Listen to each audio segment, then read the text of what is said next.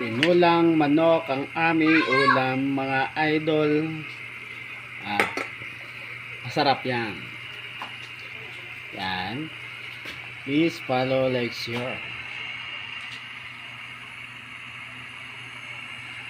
Okay. Simple lang ang luto yan. Nilagyan ko lang ng konting kapaya, tapos alokbatin, nilagyan ko ng dahon ng sili. Yan. Kaya masarap to, mga idol. Favorite mga bata eh.